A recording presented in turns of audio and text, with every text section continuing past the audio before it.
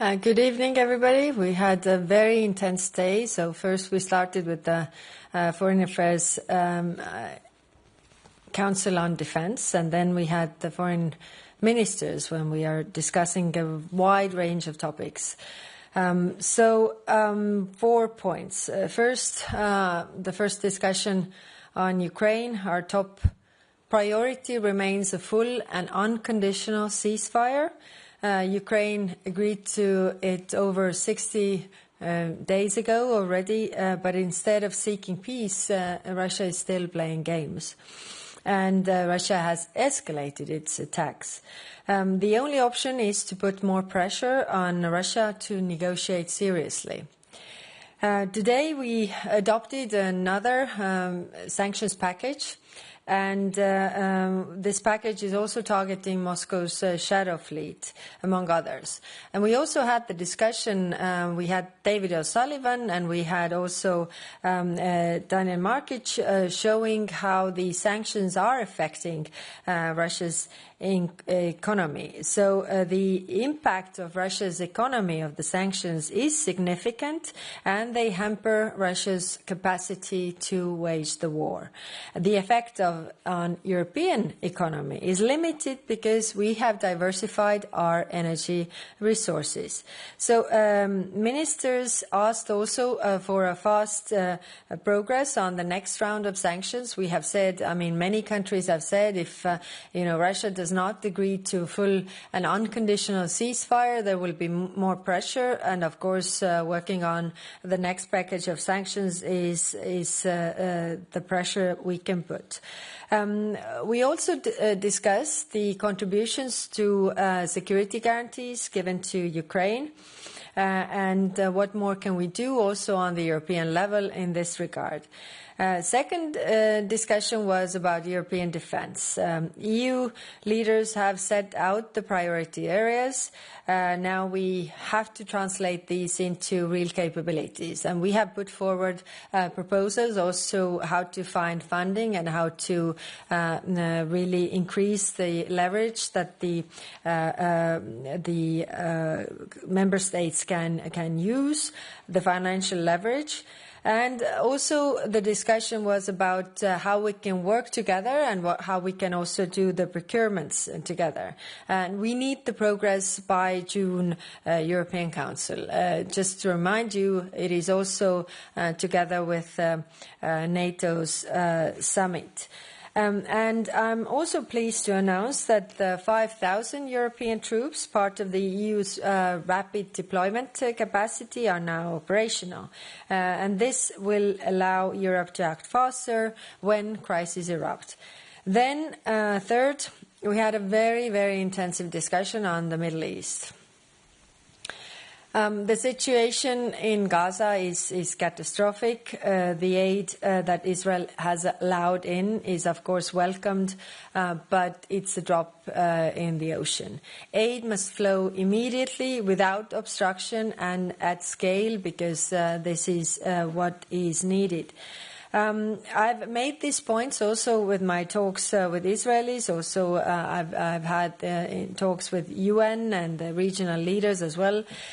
Pressure is necessary to change the situation.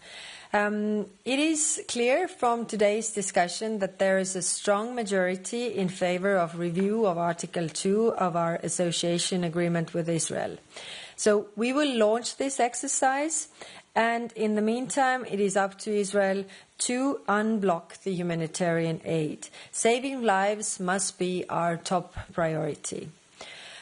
On Syria, the ministers agreed to lift all economic sanctions while maintaining those related to Assad regime and human rights violations.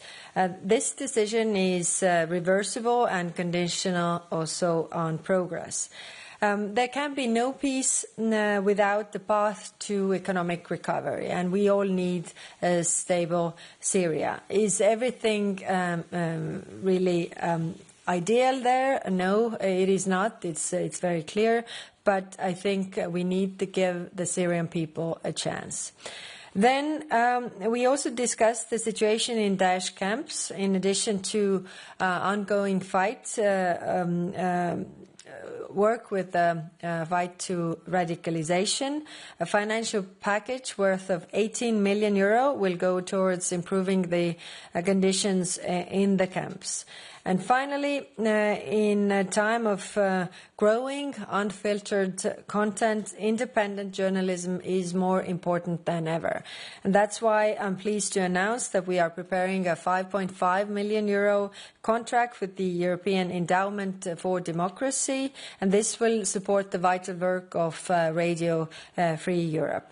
It's short-term emergency funding designed for the safety net for the independent journalism. So I'm happy to take your questions now. Thank you, High Representative. We will start over there, Olivier AFP. Thank you, HRVP. Olivier Beau from AFP, Agence France Presse. European leaders keep saying that they want to strengthen sanctions against Russia. Some of them even mentioned massive sanctions. You mentioned the 17th package, but we all know that this package has been in discussion a long time ago, way before the necessity of imposing more sanctions was raised by some leaders. So could you give us some more details on this sanction? What kind of sanction could be really a game changer for Russia? Thank you. Yes, thank you. It is true that the 17 package was already in process, but it's not a long-time process, because if you think about, I think our last package was in February, so if I remember correctly, and now we are in May, next package now. Yes, the announcements of countries to say that to put more pressure on Russia after it is clear that they are not wanting peace and do not agree to unconditional ceasefire. We have to put more pressure on Russia. It was last week, and then